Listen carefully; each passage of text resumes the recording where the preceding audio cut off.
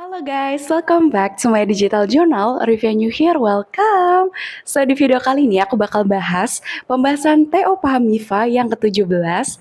Karena setelah aku kemarin tanya ya ke teman-teman di video sebelumnya, ternyata banyak teman-teman yang ingin bahas soal tryout dari Paham MIFA. Jadi di video ini aku bakal bahas dari nomor 1 sampai 20, so stay tune terus ya. Nah, buat teman-teman yang lagi ingin mengejar belajar H-7 SNBT, jangan lupa untuk tonton video aku yang ini karena aku udah share semua cara jawab cepat dari semua tipe soal SNBT. So, kalau bisa teman-teman tonton bisa klik link my description. Oke, tanpa lama-lama lagi langsung saja kita ke videonya. Oke teman-teman, sekarang let's go ke bahas soal. Kita mulai dari text opinion thread. Di sini kalau di tryout Pamify, itu nomor 1 sampai 7 itu ada opinion thread. Dan kalau kita lihat pertanyaan pertama adalah, according to Theo Grant and Leah Park, what types of jobs they seen people change fields into? Jadi kalau kita lihat di sini langsung menanyakan ya, detailed information karena ditanyakan what types. Nah, caranya gimana tuh kalau soal detail information? Nah, detail information itu teman-teman harus scanning kira-kira 3 kata kunci utamanya ya, yang unik. Nah, kalau kita lihat di sini kan sebenarnya ada 3 kata kunci utama ya.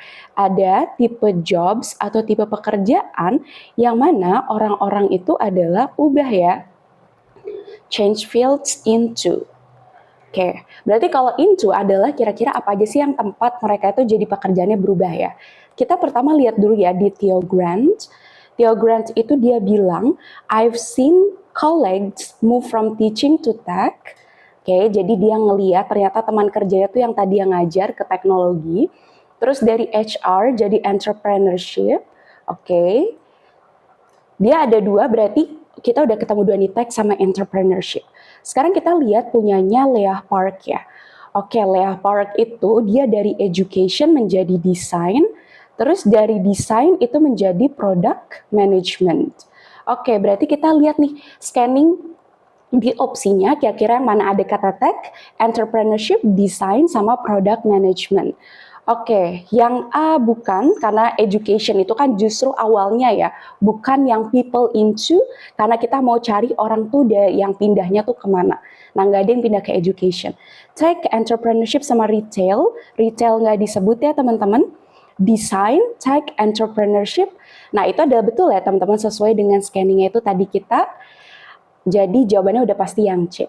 Kalau yang D itu salah di kata logistik, terus yang E kita lihat ada education ya. Education tuh again dia salah karena dia adalah bukan tempat orang pindah tapi justru asal pekerjaan mereka gitu.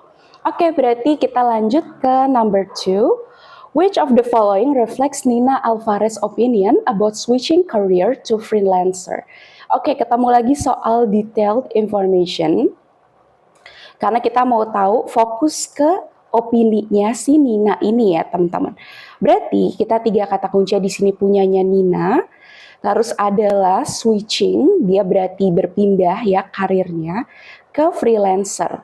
Nah kita lihat nih, biasanya kalau opini itu tuh ada 3 kemungkinan ya, dia bisa positif, bisa negatif, atau bisa netral. Nah kita lihat di pernyataannya dia baru nanti kita eliminasi opsinya yang nggak sesuai dengan nuansanya dia. Oke, berarti kalau kita lihat di sini, I left finance at 31 to become a freelance writer. Everyone said I was crazy, but that leap gave me freedom I never had before. Jadi dia meninggalkan pekerjaan finance ya, umur 31, terus dia jadi pekerja lepas atau freelance ya. Pekerja lepasnya menjadi penulis. Banyak orang bilang dia gila, tapi itu memberikan leap itu artinya lompatan kepada kebebasan yang dia nggak pernah dapatkan sebelumnya gitu. Terus di sini people cling to job security but honestly they just fear package stability. Nah orang-orang tuh banyak yang cling atau sangat melekat ya terhadap milih sesuatu pekerjaan yang aman. Tapi sejujurnya itu hanyalah ketakutan yang ternyata dikemas sebagai stabilitas. Jadi kita udah dapat kesimpulan nih ternyata setelah Nina itu switching ke freelancer justru positif ya, karena dia mendapatkan freedom. Jadi kita lihat dari masing-masing opsi mana yang nggak sesuai dengan hal tersebut. Yang A itu udah negatif karena ada kata regrets, berarti kan disitu menyesal. Terus kita lihat dulu yang C, dia unable to have work-life balance, itu negatif karena dia jadi nggak bisa punya keseimbangan pekerjaan dan hidupnya. Terus switching careers, especially to become freelancer, is not advised, berarti tidak disarankan kalau mau pindah karir, itu berarti negatif. Working as freelancer give her more stress than working in a fixed hours. Nah itu negatif juga teman-teman, karena dia memberikan lebih banyak stres. Pasti jawabannya B. Karena instead of staying in cage stability, dibanding dia tuh terkekang ya di dalam stabilitas tersebut, dia lebih memilih mendapatkan own freedom, berarti kebebasan dalam bekerja. Nah itu adalah positif ya, sesuai dengan pendapatnya si Nina tersebut. Oke, sekarang let's go to number 3. What is Louis Harper's tone in delivering his comment? Nah, ini adalah tipe soal yang menanyakan tone ya, atau nada yang diberikan oleh seorang pembicara. Nah, kita lihat nih, ada beberapa kemungkinan bisa positif, negatif, atau netral juga kalau pertanyaan tone-nya. Kita lihat dari opsinya dulu ya. Kalau cheerful kan dia positif ya, artinya ceria. Reflektif itu positif, artinya merenung. Sarkastik negatif, menyindir. Unenthusiastic berarti tidak bersemangat, itu negatif juga. Pesimistik juga negatif, karena artinya dia hilang harapan. Nah, tinggal kita lihat nih, apakah dia cheerful atau reflektif di sini. Nah, kalau kita lihat, Louis Harper tuh bilang, I'm no expert, but I switch from retail to logistics at 33. Dia ternyata berpindah ya karirnya dari retail ke logistik, dan itu tidak mudah katanya. It took night classes, a few pay cuts, and a lot of patience. Dia butuh kayak banyak sekali kesabaran. But once I got through the rough patch, I realized it was worth it. Ternyata setelah dia melewati itu masa-masa buruk ya, ternyata itu worth it ya. Jadi ternyata berbanding terbalik gitu manfaatnya. Sometimes the best decision look reckless at first. Jadi kalau membuat keputusan tuh kelihatannya seperti ceroboh pada awalnya ya, reckless. Nah, the short term discomfort atau rasa tidak nyaman jangka pendek tersebut hanyalah sementara. Nah, tetapi regret of not trying lasts longer. Kalau rasa kecewa atau rasa menyesal kalau kita nggak mencoba itu tuh malah bertahan lebih lama. Nah, berarti kalau kita lihat kan dia positif ya nuansanya. Tapi kalau kita lihat di sini dia tuh banyak yang sedang bercermin ke masa lalu dia dan apa pelajaran yang diambilnya. Nah, itu adalah tone reflektif ya teman-teman, bukan ceria. Karena kalau reflektif itu kata kuncinya adalah dia biasanya banyak kata-kata yang menunjukkan kesadaran ya. Kayak misalnya I realized, atau misalnya I understand. Terus kedua, banyak yang frasa-frasa yang menunjukkan dia tuh ke masa lalu ya, hindsight phrases, seperti misalnya kayak looking back, melihat ke masa lalu, atau misalnya ada kata I used to, dahulu aku seperti apa. Dan yang ketiga, nanti bakal ada lesson learned-nya atau pembelajaran yang bisa diambil, yang bisa dipetik dari masalah tersebut. Nah, berarti jawabannya adalah B ya, teman-teman. Sekarang let's go to number 4. What is Theo Grant's intention? Intention itu berarti niat ya dari Theo Grant. Itu menyebutkan komitmen di postingannya. Nah, di sini adalah berarti ketemu lagi soal detailed information, karena kita mau tahu ya, apa sih kira-kira niat dia dalam dia menyebutkan kata komitmen tuh di postingannya dia. Nah, kita berarti baca punyanya Theo Grant ya teman-teman. Jadi dia bilang, I've been in corporate world for 25 years and I have watched people reinvent themselves at all ages. Jadi dia udah di dunia korporat tuh 25 tahun lamanya, dan dia telah melihat nih orang tuh bisa reinvent tuh berarti menemukan kembali ya diri mereka di umur berapapun gitu. Sejujurnya, your 30s are still young. Umur 30 tuh masih muda. Old enough to know yourself, udah cukup dewasa untuk mengetahui diri kamu, tapi young enough nih to pivot. Young enough tuh berarti masih cukup muda untuk pivot. Pivot itu berarti berputar, atau maksudnya adalah berpindah karir ya di sini itu. I've seen colleagues move from teaching to tech or from HR to entrepreneurship. It's not about age, it's about clarity and commitment. Jadi katanya yang masalah itu adalah bukan umurnya, tapi ada clarity. Clarity itu adalah kejelasan dan komitmen dari kita terhadap hal tersebut. Nah, berarti kalau kita lihat apa sih niat dia menulis kata komitmen, maksudnya adalah untuk menunjukkan kita tuh harus jelas dan berpegang teguh ya, kalau misalnya kita udah memilih suatu hal. Sekarang kita lihat dari yang A ya. To tell someone in their 90s should have the wisdom needed to stay committed in something.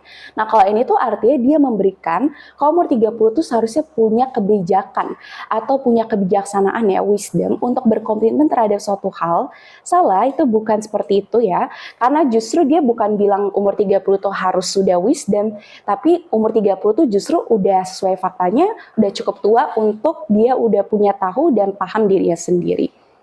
Kalau yang B, untuk persuade berarti meyakinkan orang kalau itu nggak apa-apa kok untuk pindah karir selagi itu adalah berhubungan dengan passionnya. Salah, dia nggak ngebahas passion sama sekali ya. Kayak to inform that people should not be easily shaken and should stay loyal to their current job. Kalau ini untuk menginformasikan orang tuh nggak boleh gampang tergoyahkan. Dia harus setia nih terhadap pekerjaan mereka yang saat ini. Salah ya, justru dia bilang itu nggak apa-apa kok kalau misalnya kita tuh pindah karir. Bahkan dia bilang nih, I've watched people reinvent themselves at all ages. Jadi orang-orang banyak kok yang bisa menemukan kembali di umur berapapun. Jadi di sini bukan meminta untuk loyal ya. Terus yang D itu emphasize that while one needs to switch careers to grow, untuk menekankan bahwa jika seseorang harus berpindah karir ya untuk mereka itu bertumbuh, mereka tidak boleh melakukannya dengan half-heartedly atau setengah hati. Nah itu betul banget ya, karena kan ada manfaatnya ya. Kalau ternyata di sini itu adalah pindah karir supaya mereka tumbuhkan, tapi mereka harus berkomitmen. It's about clarity and commitment. Nah, di sini ada jawaban yang tepat ya, teman-teman, yang D. Kalau yang E, to mention how easy it is for younger people to switch careers. Kalau ini berarti untuk menunjukkan lebih mudah kalau misal kamu muda untuk pindah karir. Salah, justru kalau kita lihat di sini, justru dia menekankan mau umur berapapun itu punya kesempatan untuk mereka pindah karir. Jadi jawabannya adalah D ya, teman-teman. Sekarang let's go to number 5. Ada the phrase falling behind used by Leah Parks is closest in meaning to. Oke, ini ketemu soal vocabulary atau sinonim. Berarti tipsnya gimana tuh teman-teman? Baca kalimat yang mengandung kata tersebut dulu. Oke, terus baru yang kedua, kalau misalnya belum jelas, baca kalimat sebelum dari kata tersebut. Nah, coba kita lihat nih, falling behind itu kan dipunyanya Leah Park ya. Dia bilang, each time I worried I was falling behind, but it turns out I was simply evolving. Nah, dia tuh setiap waktu dia ngerasa khawatir dia seperti falling behind. Tapi ternyata dia hanya evolving. Evolving tuh hanya berubah menjadi lebih baik ya, berevolusi. Oke, berarti kalau kita lihat di sini ada pertentangan ya. Falling behind kan justru berarti lawannya dari berubah menjadi lebih baik adalah berarti justru tertinggal ya teman-teman. Nah, berarti kita udah cukup nih konteksnya, nggak usah baca sebelumnya. Berarti kita lihat dari yang A, struggling to keep up, kesulitan untuk tetap berlanjut. Nah, itu betul banget tuh. Karena kan falling behind itu di sini konteksnya dia takut seperti ketertinggalan, tapi ternyata justru dia malah evolve atau berubah menjadi lebih baik. Jadi tentunya struggling to keep up adalah yang cocok. Kalau yang B, taking a different path, berarti mengambil jalan yang berbeda, itu kurang tepat. Changing directions, berubah arah, salah. Catching up, justru ini adalah antonimnya, karena kalau catching up itu adalah bisa mengikuti ya dari suatu hal.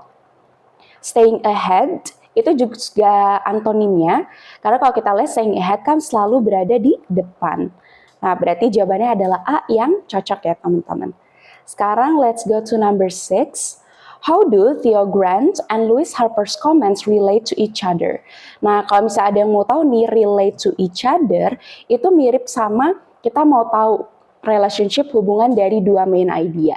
Jadi tipsnya adalah teman-teman baca dulu punyanya Theo, terus yang kedua baca punyanya Louise. Nanti lihat hubungannya apakah mereka saling setuju, itu kemungkinan pertama, atau tidak setuju.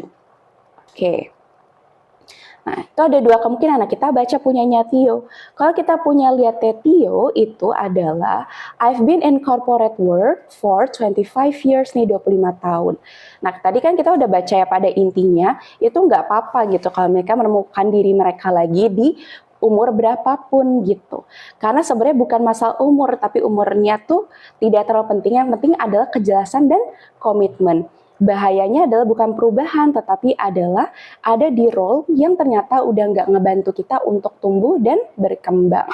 Nah, berarti Theo Grant itu menekankan kalau ternyata age doesn't matter. Jadi umur itu nggak terlalu penting.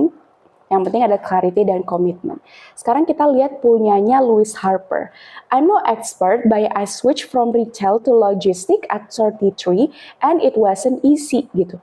Jadi dia pindah karirnya ke logistik itu umur yang sudah 30 tahun ya teman-teman. Dia tapi nggak mudah karena ngambil ada kelas malam, terus ada potongan gaji, butuh kesabaran, tapi setelah udah ngelewatin semua itu, ternyata worth it kok gitu.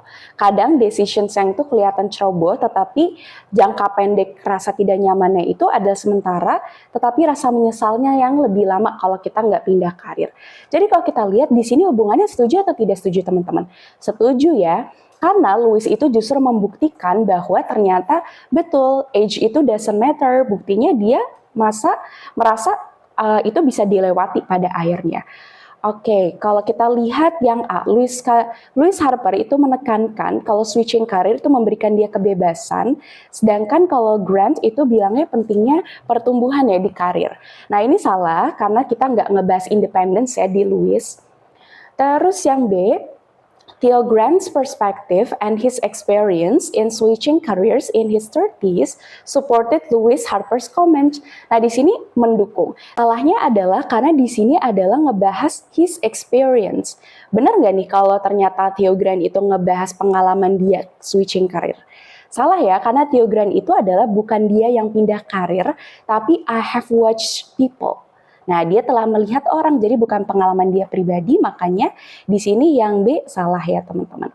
Kalau yang C kita lihat, both commentator present their opinion about switching careers in the 30s that should be reconsidered. Kalau ini berarti kedua komentator itu beropini nih, kalau misalnya mau ganti karir di umur 30, itu harus dipikirkan kembali gitu. Berarti harus dievaluasi lagi. Salah ya, justru mereka mendapatkan sisi positifnya. Kalau yang D, Theo Grant itu menyebutkan industri pekerjaan yang biasa orang pindah, salah, dia nggak ngebahas itu, dia hanya ngebahas pengalaman pribadinya. Dia udah pasti jawabannya Louis Harper itu menunjukkan tantangan switching career in the 30s that requires commitment, Theo Grant mentioned. Betul banget ya, karena kan tadi dia bilang, Theo Grant itu yang penting membutuhkan komitmen, dan Louis Harper itu menunjukkan nih dengan tantangan tersebut di umur 30 tahun, ternyata dengan komitmen tersebut dia bisa menjadi melewati hal tersebut. Jadi jawabannya adalah E ya teman-teman. Nah sekarang kita ke last question dari text opinion thread. Pertanyaannya adalah main topic yang didiskusikan dari opinion thread ini. Nah kalau ketemu soal yang seperti ini ya, yang ada keyword main topic, terus ada keyword main idea, atau main issues yang ada di thread, itu tipsnya adalah teman-teman gak usah baca semuanya lagi, tapi baca pembicara pertama aja. Kenapa? Karena dia adalah pemantik diskusi teman-teman. Nah, kalau pemantik diskusi berarti ya udah kita udah dapet tuh question dan juga background dari diskusi ini. Kalau kita lihat kan di sini Mira Collins itu baru aja umurnya 32 tahun ya. Dan itu membuat dia mempertanyakan semua tentang karirnya itu. Nah, dia udah di marketing ya di bidang pemasaran sampai berdekade. Dan ternyata deep down, dia ada perasaan I'm just coasting. I used to think passion didn't matter as long as I was successful, but lately the logic feels hollow. Jadi dia ngerasa, oh tadi kalau ternyata passion tuh nggak penting selagi aku successful dalam tanda kutip, tapi beberapa hari ini tuh dia ngerasa hollow. Hollow itu berlubang, berarti maksudnya dia ngerasa hampa ya teman-teman. Oke, terus akhirnya dia mau ngelihat pekerjaan UX design ya, itu membuat dia tertarik, fascinates me, tapi dia takut kalau misalnya harus mulai dari awal lagi. Dia berpikir gimana kalau aku gagal, gimana kalau aku telat. Nah, karena most of my friends are securing promotions or planning families. Teman-teman dia tuh udah promosi, terus ternyata teman-temannya udah pada mau punya keluarga, sedangkan dia masih nge-stuck perdebatan untuk nge-restart kembali ya karirnya dia. Jadi kalau kita lihat di sini dia mendiskusikan tentang gimana sih kita berubah karir di umur 30. Sekarang kita lihat yang A. Kalau yang A itu ada asking how to cope with stress itu berarti mengatasi stres ketika mereka mencoba karir baru. Salah ya, bukan menangis stres, tapi tentang dia gimana sih mendiskusikan kalau misalnya mau switching karir ya. Mendiskusikan passive income methods, berarti metode mendapatkan pendapatan secara pasif, salah. Asking how to be committed when they want to switch career. Katanya menanyakan gimana sih cara berkomitmen kalau misalnya mau pindah karir. Ini salah ya teman-teman. Mendiskusikan apakah jika pindah karir di umur 30 itu ada sesuatu hal yang layak dilakukan, feasible thing to do. Itu betul ya, karena dia bilang, what if I fail, what if I too late gitu, terhadap pikiran dia untuk pindah karir ke desain tersebut. Jadi jawabannya adalah D, teman-teman. Kalau yang E itu merekomendasikan bidang pekerjaan yang ideal buat orang-orang yang mau pindah karirnya. Nah, itu kurang tepat ya. Jadi jawabannya udah pasti yang D, teman-teman. Oke teman-teman, semoga masih semangat di abis setelah opinion thread ini. Sekarang kita bakal ketemu to text dengan topik syntax. So, buckle up teman-teman semua. Dan ini aku agak disclaimer sedikit, teksnya bakal kemungkinan katanya semakin kecil-kecil karena paragrafnya agak cukup panjang nih teman-teman. Nah, jadi kalau teman-teman yang ingin dapat PDF-nya bisa klik link my description biar kita bisa kerjain bareng-bareng ya. Oke, kita let's go ke number 8. Nah, untuk nomor 8 ini adalah pertanyaannya, which of the following best restates the sentence interestingly different from the American Spanish supercentenarian who followed a Mediterranean diet, the Brazilian referred to no food restriction. Nah, ini kita nggak usah baca ya teksnya karena ini ada tipe soal yang restatement, jadi kita diminta untuk mencari parafrase atau pernyataan kembali dari suatu kalimat. Tipsnya gimana sih? Pecah teman-teman. Kita gunakan chunking method dengan mengetahui alur dari kalimat ini. Nah, kalau kita lihat, itu kan ada kata different from. Nah, berarti ada yang sedang membandingkan suatu hal ya. Different from berbeda dengan American Spanish supercentenarian yang mereka mengikuti diet Mediterranean. Nah, kalau Brazil itu nggak ada food restriction. Berarti kalau kita pecah di sini, itu ada American Spanish, itu sedang dibandingkan dengan Brazilian ya teman-teman. Nah ternyata orang-orang yang supercentenarian tuh berarti orang-orang yang punya umurnya tuh sampai udah 100 tahunan lebih ya. Dan kalau kita lihat di sini mereka itu pola makannya pakai pola makan Mediterranean ya. Kayak ini nama dietnya. Tapi kalau Brazilian tuh mereka nggak punya adanya larangan untuk makan tertentu ya. No food restriction. Nah, kita lihat nih mana kira-kira di opsi A, B, C, D, E itu yang menunjukkan perbandingan antara kedua hal tersebut. Kalau mereka itu berbeda di pola makannya. Nah, sekarang kita eliminasi dulu mana yang ternyata menunjukkan persamaan ya, bukan pola perbedaan seperti mereka berdua ini. Oke. Sekarang kita lihat dari yang A. Oke. Terus di sini ada kata yang menunjukkan perbedaannya karena ada kata contrasting. Kita simpan dulu. Kalau yang B itu juga ada kata yang menunjukkan kontras karena ada kata whereas. Whereas itu berarti di lain sisi, itu kan menunjukkan kontras, berarti perbedaan. Kalau yang C itu ada menunjukkan persamaan karena ada kata both dan same. Berarti udah pasti salah ya teman-teman yang C ini, karena kan kita nggak menunjukkan both dan same ya. Nah sekarang kita lihat yang D itu ada kata different. Oke, berarti menunjukkan perbedaan. Terus yang E juga ada menunjukkan perbedaan nih, ada kata unlike ya, tidak seperti. Kita lihat mana yang logikanya sama. Kalau American Mediterranean, kalau Brazil no food restriction. Kalau yang A katanya benar, Brazil itu nggak ada dietary restrictions. Ini berbeda dengan American Spanish yang mengikuti diet Mediterranean. Nah ini udah jawabannya ketemu yang A ya, sesuai dengan kategori tadi. Kalau opsi lain, itu kita lihat nih, kalau Mediterranean diet itu obligatory itu wajib untuk American Spanish, sedangkan kalau Brazilian itu lebih luas ragam makanannya. Salah ya, nggak ada yang bilang dia itu lebih luas makanannya.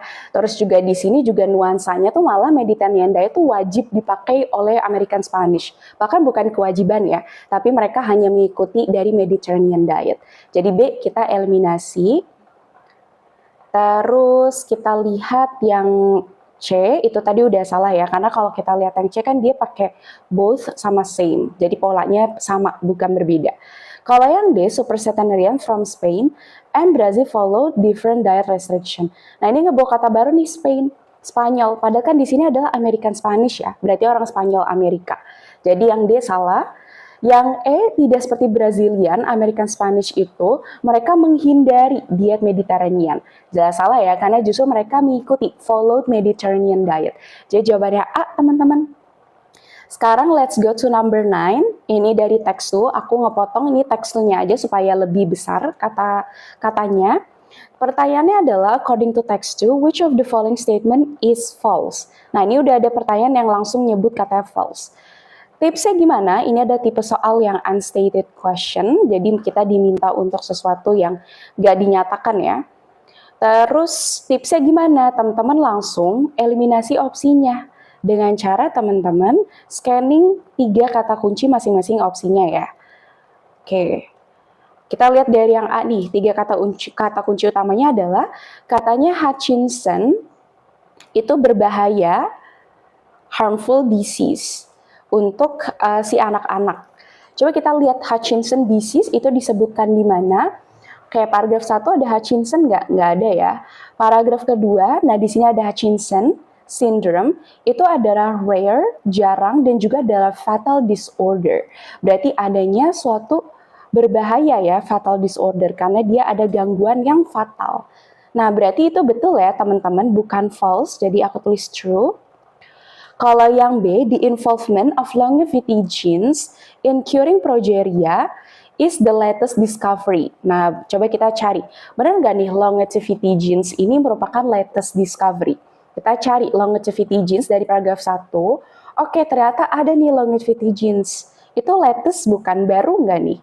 Nah, betul, karena di sini adalah scientist baru saja menemukan nih, have found, yaitu adalah untuk melawan genetik yang kondisinya tuh jarang. Nah, itu betul ya, jadi ini ada masih true disebut di first paragraph. Kalau yang C, katanya the longevity genes, LIV, BPIF-B4 is effective only in mice. Nah, benar nggak nih kalau mereka cuma efektif di tikus aja? Di paragraf 1 nggak ada, 2 nggak ada, terus 3, nah di sini ada nih LIV-nya tersebut. Nah, the mice, tikusnya itu menunjukkan better heart function, berarti fungsi jantungnya lebih baik.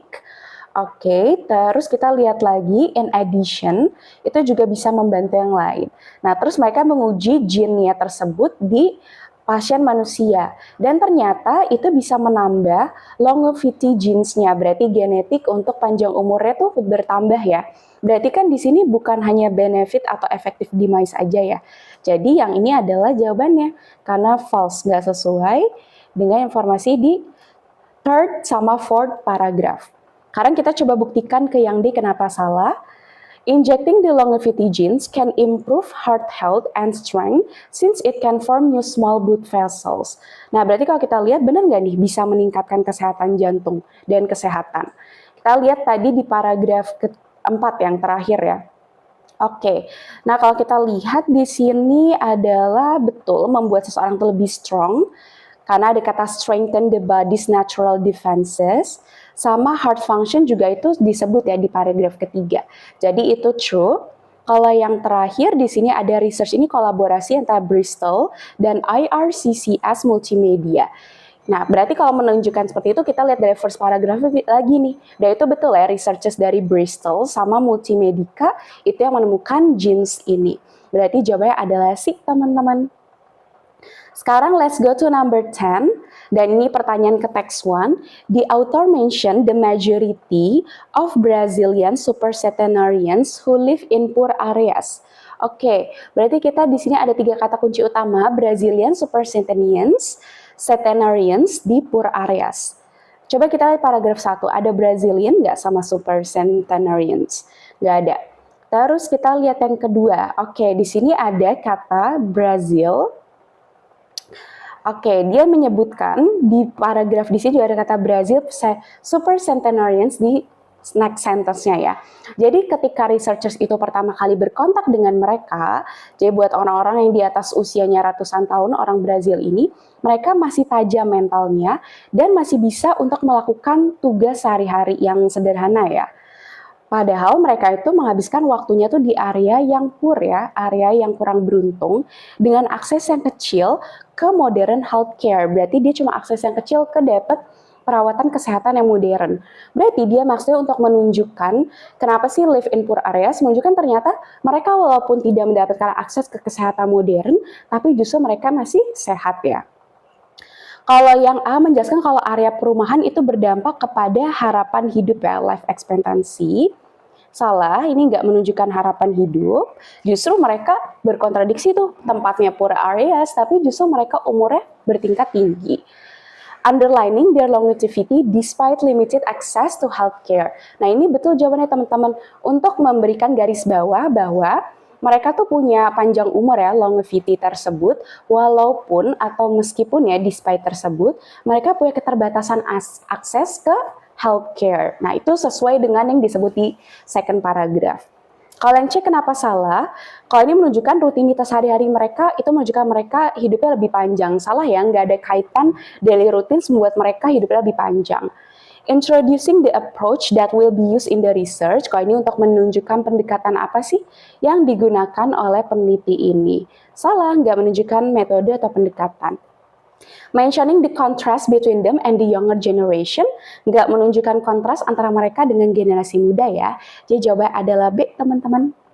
Sekarang let's go to number 11. Wow, ini teksnya cukup panjang ya, karena ada 2 teks. Dan ini kalau kecil, aku coba zoom. What is the relationship between text 1 and text 2? Kalau ketemu soal yang udah ada kata relationship between the two text atau text 1 and text 2, tipsnya adalah baca main idea masing-masing paragraf. Nah, karena di sini paragrafnya cukup panjang nih, ada 4, aku sarankan untuk baca first paragraph full, last paragraph full, tapi untuk paragraf tengahnya cuma kalimat pertama dan kalimat terakhirnya aja ya teman-teman. Nah, coba kita baca. Why do small number of people live beyond 110 years while most never reach 100? Scientists have pursued this question for decades, but clear answer remain rare. According to Dr. Sotz and her co-authors, part of the problem lies in the narrow focus of existing research. Jadi dia lagi bertanya nih, kenapa sih beberapa orang tuh bisa hidup sampai 110 tahun, sedangkan yang lain tuh bahkan nggak bisa nyampe umur 100. Akhirnya saintis tuh mencoba untuk menjawab nih pertanyaan-pertanyaan ini. Oke. Karena penelitian yang sekarang itu fokusnya masih terlalu narrow. Narrow itu berarti masih sempit. Oke, berarti kemungkinan besar penelitiannya bakal menjawab pertanyaan ini ya teman-teman. Nah, terus research-nya ini adalah mengambil cohort yang ternyata jarang dan juga bernilai. Terus di saintisnya itu bilang di last sentence, ini bisa membuat para saintis itu study biological strength that develop largely without medical treatment. Jadi mereka mempelajari kekuatan biologis yang ternyata bisa berkembang secara besar tanpa perlu ada perawatan medis. Next paragraph, recent research on the biological traits that make supercentenarians different from the general populations discovered their immune cells maintain protein recycling system that function at levels too similar to much younger people. Jadi yang membedakan mereka dengan orang-orang lainnya ternyata mereka punya sel yang imun gitu. Nah, sel yang imun itu menjaga adanya sistem mereka daur ulang nih. Gitu, merekanya berfungsi seperti generasi muda gitu. Nah, ternyata mereka tetap aktif dan efisien mencegah mereka untuk bisa punya protein yang merusak. Nah, terus di last paragraph ternyata disebut mereka itu si 160-year-old American Spanish supercentenarian mengidentifikasikan ada varian yang jarang nih dari immune-related genes along with variants thyroid protein maintenance and genetic material stability. Berarti kalau kita lihat di sini ada gen yang ternyata imun gitu ya mereka. Nah, kalau kita lihat di sini berarti text 1 itu ngebahas tentang alasan di balik orang-orang tuh umurnya bisa 110 tahun lebih ya. Dan ternyata mereka punya sel protein yang imun. Oke, ini untuk yang text 1 ya teman-teman. Sekarang kita let's go to yang text 2-nya. Paragraf pertama bilang, scientists have found a breakthrough against rare genetic condition that makes children age faster than normal and involve longevity genes found in supercentenarians. Nah, untuk yang teksturnya, teman-teman nggak usah baca full paragraf lagi, tapi cukup baca kalimat dan kalimat pertama dan kalimat terakhir masing-masing paragraf. Kenapa? Karena kita udah tahu topiknya, jadi tinggal kita dapat nih benang merahnya, apakah persamaan, perbedaan, atau saling melengkapi. Nah, kalau kita lihat di sini, itu ternyata saintis itu menemukan ada penelitian baru. Kenapa anak-anak tuh bisa lebih tua dengan lebih cepat gitu. Oke, nah terus kita lihat di second paragraph, studi ini menunjukkan genetik dari supercentenarians itu bisa slow heart aging. Jadi mereka bisa memperlambat penuaan dari jantung di model progeria. Nah, di last sentence-nya itu bilang, known as Hutchinson-Givens syndrome itu merupakan adanya penyakit yang membuat anak-anak tuh jadi menunjukkan tanda-tandanya aging ya, teman-teman. Nah, untuk menemukan treatments ini, saintis itu mencoba genetik ini dari supercentenarians yang bisa memproteksi kerusakan sel yang disebabkan progeria. In addition, it also help from new small blood vessels, which may improve heart health and strength. Jadi mereka mencoba nih mengambil supercentenarians genetiknya, terus ternyata kenapa sih cara sel itu bisa melawan progeria tersebut? Ternyata mereka itu bisa membantu untuk membuat adanya small blood vessels yang ternyata bisa meningkatkan kesehatan jantung dan kekuatan mereka. Terus last paragraf, tim ini terus mencoba kalau genetik di sel manusia yang terkena pasien progeria. Last sentence bilang kalau ternyata overall, jadi secara keseluruhan ini memberikan kesimpulan nih kalau ternyata genetik ini membantu sel itu bisa cope atau mengatasi dampak beracun dari progerin dibanding menghapusnya. Nah, berarti kalau kita lihat di sini, Teksu itu lebih ngebahas adalah cara gimana sih untuk menyelesaikan atau solusi terhadap anak-anak yang ternyata mereka tuanya lebih cepat ya, children age faster, dengan melihat adanya menggunakan sel gitu, menggunakan genetik tersebut yang dari supercentenarians kepada sel mereka, dan akhirnya sel mereka itu bisa mengatasi ya masalah-masalah yang ada di gak terbiasanya itu di genetik mereka. Oke, berarti apa? Kita lihat dari yang A. Kalau yang A itu bilang katanya Teksu itu hanya ngebahas genetik longevity saja, sedangkan Teksu itu adalah dampaknya untuk menyembuhkan orang di Hutchinson progeria syndrome. Ini kurang lengkap karena kalau Teksu itu nggak semata-mata ngebahas genetik longevity aja, tapi alasannya dia mengulik kira-kira di orang-orang ini tuh apa sih yang menyebabkan mereka tuh bisa tetap berumur sampai panjang tersebut. Berarti ini terlalu kurang spesifik. Sekarang kita lihat yang berikutnya. Text 1 itu menyoroti gaya hidup dari Brazilian dan American Spanish, sedangkan text 2 itu ngebahas tentang genetik yang jarang ya atau yang unik. Nah, ini adalah terlalu umum ya teman-teman karena belum menyentuh seluruh isi teksnya. Jadi kalau kita lihat ini bisa dieliminasi. Terus kita lihat yang berikutnya yang C, kedua teks sama-sama ngebahas kepanjang umuran di dua aspek yang berbeda. Teks 1 ngebahas di supercentenarian, teks 2 ngebahas longevity genes. Salah. Kita nggak hanya ngebahas teks itu justru bukan ngebahas longevity genes ya, tapi ngebahas ada anak-anak yang bisa ternyata umurnya lebih cepat. Mereka itu tapi bisa diatasi dengan mengambil genetik yang dari orang-orang yang supercentenarians. Teks 2 yang D itu menjelaskan bagaimana anak-anak itu bisa mengembangkan penyakit disease progeria. Ini salah ya, karena kalau kita lihat nggak hanya ngebahas kenapa sih mereka bisa ada progeria disease, pasti bakal dibahas prosesnya, penyebabnya, atau hal-hal faktor-faktor yang menyebabkan mereka sakit. Sedangkan kita nggak ngebahas hal tersebut. Oke, berarti yang D kita eliminasi. Udah pasti jawabannya E ya teman-teman, karena ngebahas teks 1 itu menyebutkan karakter-karakter biologis dari supercentenarians sehingga mereka bisa menjaga kesehatannya, sedangkan teks 2 itu adalah genetik tersebut untuk menyembuhkan children-children yang terkena progeria disease. Itu betul, karena kalau kita lihat kan teks 1 itu mengulik ya kira-kira apa sih perilakunya, biologisnya, oh ternyata selnya itu bisa imun, dan ternyata menjaga mereka itu bisa selalu kembali muda lagi. Sedangkan di teks itu ternyata mengambil genetiknya dari supercentenarians ini ya untuk bisa protect against the cell damage. Jadi jawabannya adalah yang I. Sekarang let's go to number 12 teman-teman. Nah, di number 12 ini ada kata cohort in text 1 is closest in meaning to. Nah, kita berarti ini soal vocabulary atau sinonim. Jadi baca dulu ya kata kalimat yang mengandung kata tersebut. Baru kalau misalnya belum cukup baca kalimat sebelumnya atau sesudahnya. Oke, sekarang kita lihat di sini. Research team itu baru aja ngebuat cohort yang ternyata jarang dan sangat bernilai. Nah, mereka itu terdiri dari 160 centenarians dan 20-nya itu diantaranya merupakan di atas 110 ya umurnya. Diambil dari daerah yang sangat beragam dari Brazil.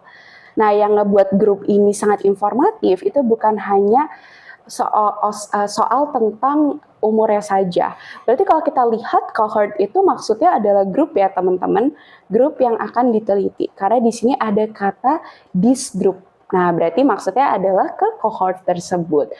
Berarti bukan army, tentara, bukan juga sampel, bukan tes, uji, dan bukan juga nilai, pasti jawabannya adalah B. Sekarang let's go to number 13. Which sentence in text 2 brings the experimental results together and move the discussion from describing the findings to explaining how the longevity gene works? Jadi pada dasarnya mau tahu nih, kira-kira di teks 2 mana sih yang menunjukkan hasil dari eksperimennya dan menunjukkan gimana sih akhirnya genetik yang panjang umur tersebut tuh bisa bekerja.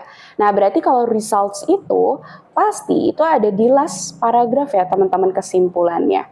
Jadi coba kita baca last paragrafnya. Kalau kita lihat di sini, the team itu tested the gene, menguji coba gene di sel human yang temukan prasen progeria. Nah, hasil uji cobanya menunjukkan adding the longevity gene reduce cell aging. Nah, berarti mereka dengan ada genetik ini bisa mengurangi penuaan dari selnya dan fibrosisnya tanpa mengubah progerin levels. Nah, secara umum, jadi genetik ini bisa membuat sel tersebut mengatasi dampak toksik atau beracun dari progerin dibanding menghapusnya, sehingga menguatkan daya tahannya secara alami. Nah, berarti coba kita lihat dari yang A. Membantu new small blood vessel yang ternyata meningkatkan kesehatan jantung. Salah ya, karena justru di sini adalah mengurangi penuaan sel, sehingga sel itu bisa mengatasi dampak toksik. Terus kita lihat yang B itu katanya pendekatan ini memperkuat natural defense-nya, oke betul, dibanding melawan dari defective protein itself. Defective itu artinya yang sudah buruk atau rusak ya. Itu betul banget karena kalau kita lihat mereka itu adalah cope, mengatasi, dan mereka itu bukan menghapus. Kalau menghapus kan berarti attacking ya teman-teman. Dan mereka itu adalah di sini disebutkan ternyata approach ini adalah lebih ke natural defense dibandingkan ternyata attacking the defective protein itself. Jadi jawabannya udah pasti jelas yang B ya teman-teman di last sentence. Aku nggak perlu bahas lagi di B, C, D, E-nya. Oke guys, sekarang let's go to number 14 to number 20. Di sini ada teks baru, teks 3 sama teks 4. Pertanyaannya adalah, why does the writer text 3 choose to highlight a study about the environmental footprint of bamboo tissue manufacture in China? Sekarang kita fokus aja ke teks 3-nya. Dan ini ada menanyakan why, kira-kira meng-highlight atau menyoroti ya, studi tentang dampak environmental atau dampak jejak lingkungan ya. Berarti biasanya kalau footprint itu tuh kayak jejak yang dikeluarkan secara negatif ke lingkungan dari tisu yang berbuat bambu di China. Kita lihat berarti dari paragraf ke-1. Nah, ternyata disebutkan ada researchers para peneliti dari North Carolina State University analyze environmental footprint of bamboo tissue manufactured in China alongside traditional wood-based tissue produced in US. Jadi katanya researchers membandingkan nih kira-kira jejak dari lingkungannya buat tisu bambu yang dimanufaktur di China dengan tisu yang berasal dari kayu, dan itu diproduksi di US dan di Kanada. Nah, hasil penelitian yang menunjukkan bambu materialnya sendiri sebenarnya tidak generate, berarti tidak mengeluarkan emisi gas greenhouse yang lebih tinggi dibanding wood. Gitu. Tetapi masalahnya adalah ternyata ketergantungan yang tinggi ya, heavy dependence dari coal atau batu bara yang dari mana? Dari jaringan tenaganya si China tersebut, power grid. Ternyata meningkatkan emisi yang lebih tinggi dibandingkan kalau misalnya di Amerika Utara. Berarti tujuannya menyebut bambu tisu di China, itu ternyata manufaktur bambu tisu di China itu tuh dia banyak menggunakan bahan bakar dari batu bara yang ternyata tuh berdampak buruk kepada lingkungan dibanding kalau produksi industri yang ada di USA atau tadi di North America ya maksudnya. Nah, berarti kalau kita lihat yang A, untuk menekankan perbandingan sumber energi yang digunakan China dan United States, oke, ini betul ya, jawabannya adalah A, langsung ketemu. Karena di sini yang satu batu bara, yang satu lebih clean kalau di Amerika. Kalau yang berikutnya ya, untuk menginformasikan para pembaca bahwa produksi bambu itu udah pasti lebih eco-friendly. Salah ya, justru ternyata produksinya tuh nggak eco-friendly. untuk memberikan penjelasan detail bagaimana United States itu memproduksi tisu kayu mereka. Salah. Untuk menilai bagaimana tisu itu diproduksi di seluruh dunia, itu udah pasti salah, nggak ngebahas seluruh dunia. Untuk propose itu di sini dia mengajukan menggunakan batu bara sebagai sumber energi alternatif. Salah ya, justru tadi coal itu ditekankan, mereka tuh terlalu bergantung dan ternyata emisinya lebih tinggi ya. Berarti jawabannya adalah yang A, teman-teman. Sekarang let's go to number 15. According to text 3, what environmental impact categories did bamboo tissue from China perform worse in? Nah, kita berarti cari nih kata kuncinya itu adalah kira-kira dampak lingkungan dari bambu tissue di China itu apa sih? Kita lihat dari paragraf 1. Paragraf 1 tadi dampak buruknya ada ya, gas emission sebenarnya. Terus kita paragraf kedua ada lagi nggak nih? Ternyata di sini belum ada lagi. Paragraf ketiga, oke, ternyata disebutkan mereka punya environmental impact-nya di sini, yaitu ada smoke formation, berarti pembentukan kabut asap, respiratory effects, berarti dampak terhadap sistem pernapasan, dan ecotoxicity, berarti ada keracunan di lingkungan kita. Berarti mana jawabannya? Udah pasti yang E ya, kata kuncinya, seperti yang di last paragraph. Sekarang let's go to number 16. The word it in text 4 paragraph 2 refers to. Nah, kalau ketemu soal seperti ini tuh tipe soal yang namanya reference ya, teman-teman. Jadi pronoun ini merujuk kemana? Tipsnya kita baca kalimat dulu yang mengandung kata it. Baru kita lanjut baca kalimat sebelumnya kalau misalnya belum lengkap. Nah, sekarang kita lihat nih di sini text 4 paragraph tuh kata it ada di mana? Oh, ada di second sentence ya di sini. It translate to roughly 100 solar panels per seconds. Nah, itu bisa mengubah kurang lebih tuh di sini 100 solar panel ya, panel surya ada 100 per detik. Berarti apa? Tentunya ada teknologi ya. Tapi coba kita lihat kalimat sebelumnya. Ternyata tahun Mei 2025 China baru saja mengeluarkan kapasitas solar 90 gigawatts. Yang mana itu sangat besar. Nah, pasti maksudnya ke sini adalah jawabannya yang A ya, gigawatts of solar capacity. Oke, sekarang kita ke tipe soal yang relationship between text 3 and text 4. Berarti ini menanyakan hubungan ya antara kedua teks, berarti comparing to text. Caranya berarti kita untuk yang text 3, kita baca full paragraf pertama dan akhir. Tapi untuk yang tengah kita baca kalimat pertama dan kalimat terakhir aja, teman-teman. Coba kita baca dulu yang text 3.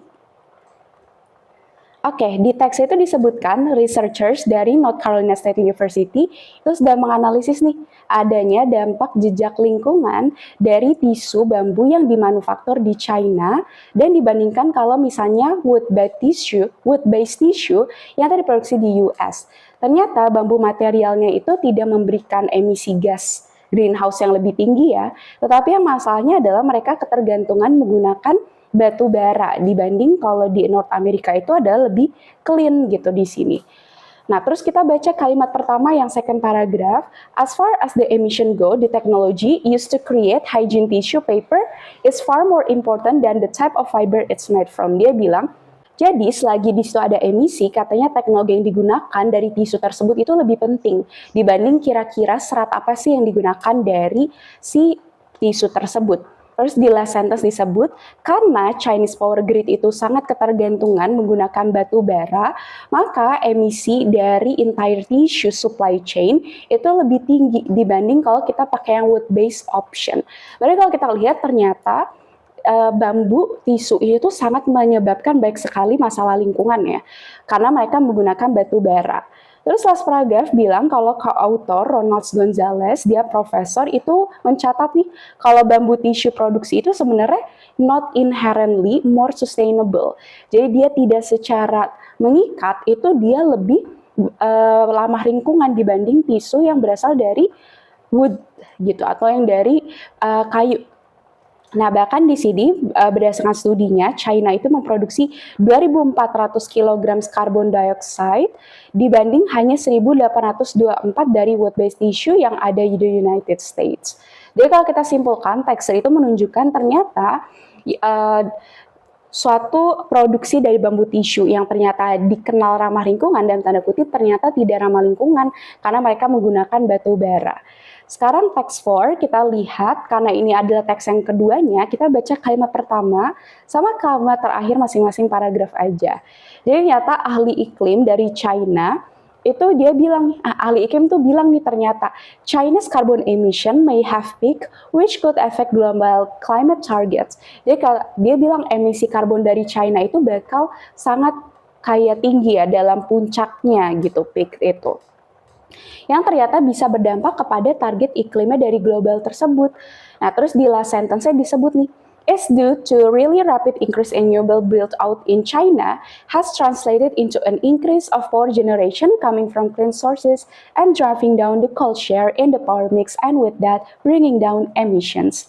Dia bilang kalau sekarang akhirnya nih China udah menunjukkan langkah-langkah bahwa mereka menggunakan lebih banyak adanya energi yang bersih ya dan menurunkan penggunaan dari batu bara sehingga itu bisa menurunkan emisinya.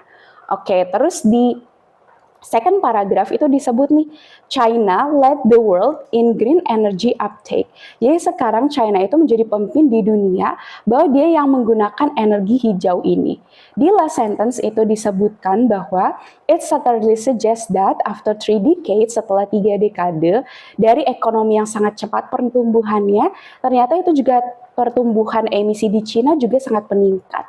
The emission peak point for China has come very close if has not happened already. Jadi ternyata puncak emisi yang sangat banyak itu telah datang secara dekat dan itu kalau misalnya sekarang belum terjadi juga. Nah, berarti kalau kita lihat di sini, teks 3 itu lebih berfokus kepada ternyata bambu tisu itu adalah tidak ramah lingkungan, sedangkan teks 4 itu lebih berfokus Cina itu sekarang udah mulai ya, mereka berubah ke energi yang lebih bersih. Kalau kita lihat teks itu fokus ke proses menggunakan tisu bambu, salah. Kita nggak sampai spesifik detail ngasih tahu tuh langkah dari awal ke akhir penggunaan pembuatan atau produksi dari bambu. Kalau yang B, teks 3 membandingkan China dan United States dalam memproduksi tisu, sedangkan teks 4 itu membandingkan China and Australia. Salah ya, teks 4 nggak sedang membandingkan China and Australia. Yang C, kedua teks sama-sama ngebahas China dan masalahnya di global warming, tapi teks 4 itu fokus ke China's cleaner energy sources untuk produksi tisu. Salah ya, justru mereka tisunya produksinya menggunakan batu bara. Yang D, teks 4 itu menjelaskan lebih lanjut dari sejarah China. Salah, kalau kita lihat nggak ngebahas teks 4 sejarah ya. Karena kalau sejarah tuh udah pasti banyak clue-clue yang menunjukkan tahun, tanggal, kronologis, yang mana itu nggak disebut. Kalau yang E udah pasti jawabannya karena teks 3 menekankan bahwa tisu bambu China itu tidak eco-friendly seperti kelihatannya. Dan kalau teks 4 itu berfokus kepada usaha China untuk mengurangi pengeluaran karbonnya. Nah itu betul banget ya sesuai yang ada di kedua teks ini.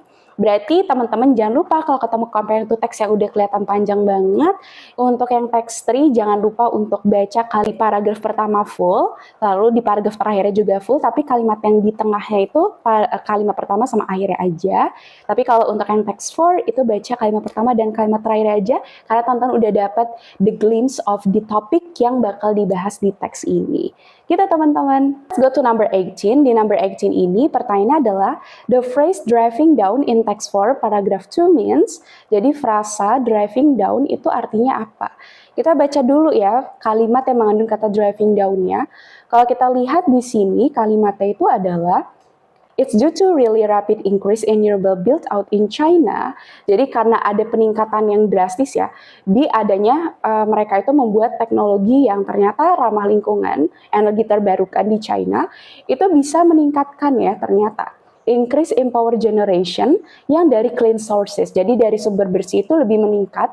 Dan tentunya kalau penggunaan coal share berarti penggunaan pangsa dari batu bara, itu jadi apa nih teman-teman kalau mereka itu jadi increase in power generation? Tentunya adalah jadi lebih menurun. Nah, berarti kalau kita lihat driving down itu artinya menurun.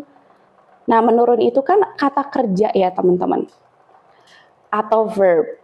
Nah, berarti kita juga cari di opsi A, B, C, D-nya harus yang verb juga nih teman-teman. Karena kalau kita lihat di opsi A, B, C, D, E ada yang bukan menunjukkan kata kerja. Oke, yang A physically travel downwards. Ini kata kerja. Kalau yang B itu bukan kata kerja karena diawali dengan to be at. To be at menunjukkan berada di, itu kan kondisi. Nah, itu adalah menjadi kata benda. Oke, berarti yang B kita eliminasi. Yang C, suatu periode. Nah, suatu periode itu adalah kata benda juga, noun. Jadi kita eliminasi teman-teman. Yang D itu kata kerja, to force untuk memaksa, to urge untuk mendorong, itu juga kata kerja. Berarti kita tinggal sisa A, D, sama E ya. Tinggal kita lihat mana yang cocok.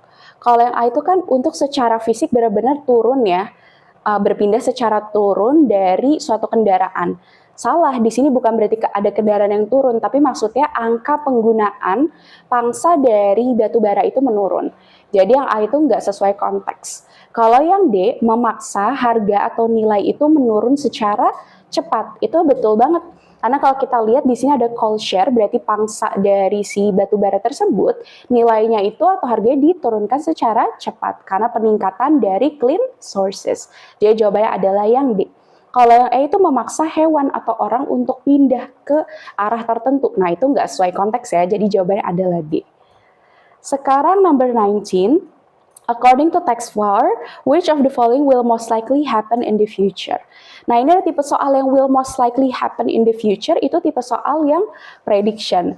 Teman-teman yang udah nonton video cara cepat pasti udah tahu nih tentang tips strategi cara-cara cepat untuk tipe soal seperti ini. Nah, cara cepat ya untuk prediction adalah baca last paragraph, teman-teman. Karena di last paragraph itu ada suatu kesimpulan yang bakal terjadi di masa depan.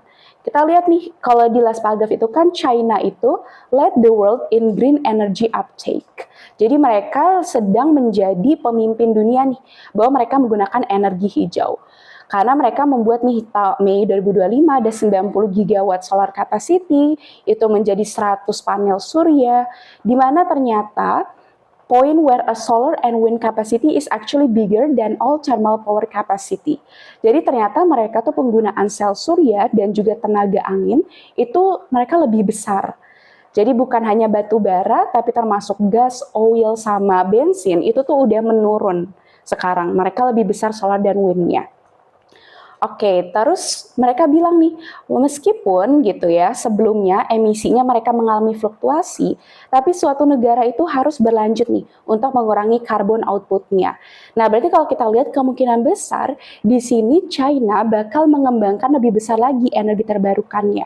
Karena dia bilang tuh meskipun ada fluktuasi, tapi mereka tuh bakal berlanjut untuk mengurangi pengeluaran karbonnya. Berarti kita lihat mana yang menunjukkan Cina bakal mengurangi penggunaan energi-energi yang tidak ramah lingkungan tersebut ya. Yang A, Cina bakal berkolaborasi dengan beberapa negara. Salah, karena nggak ada yang menunjukkan mereka butuh kolaborasi. China will not use coal and fossil fuels for the production of its main sectors. Ini betul banget, mereka nggak bakal menggunakan bensin dan batu bara lagi untuk produksi sektor-sektor besarnya mereka. Karena mereka tadi udah lebih besar penggunaan cleaner energy ya, jadi lebih cocok. Kalau yang C, tiba-tiba ada Australia yang nggak ada disebut. Terus D, China's carbon output will increase. Kalau ini malah karbonnya bakal meningkat gitu. Salah ya, karena kan justru mereka di sini menggunakan renewable energy ya sekarang. Jadi nggak ada peningkatan. Kalau yang E, global warming will decrease significantly because China has reduced its carbon output. Nah ini adalah salah karena terlalu jauh gitu mikir ya. Karena kata global warming di dunia ini bakal menurun secara signifikan karena China mengurangi pengeluaran karbonnya.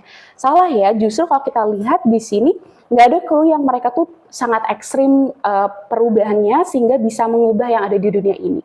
Nah itu terlalu jauh. Hati-hati, jadi kita harus lebih teliti lagi dan di sini kita fokus ke yang memang sesuai dan paling dekat dengan prediksi yang disebut di teks ini. Jadi B ada yang tepat. Sekarang kita ke last questions, ada kata fluctuations di second paragraph text tuh itu paling baik digantikan dengan apa? Nah, fluctuation itu dia bilang ya, ada kata despite, berarti menunjukkan ada pertentangan, kontras, karena menunjukkan meskipun ya mereka awalnya emisinya tuh berfluktuasi, tapi negara ini harus continue nih, harus berlanjut untuk mengurangi carbon output-nya. Berarti lawannya continue kan berarti ada sesuatu yang tidak berlanjut atau tidak stabil ya. Berarti kalau yang A, stable charge justru stabil, steady trends itu artinya stabil juga, nggak mungkin. Irregular movement itu adalah jawaban yang tepat, jadi ada pergerakan yang tidak reguler atau tidak rutin, itu sesuai karena emisi mereka itu adalah tidak rutin. Kalau rapid increase nggak ada peningkatan yang cepat dan juga nggak ada drastic differences ya. Perubahan yang drastis itu nggak cocok sama konteks yang ada kata continue to reduce ini. Jadi jawabannya adalah C, teman-teman.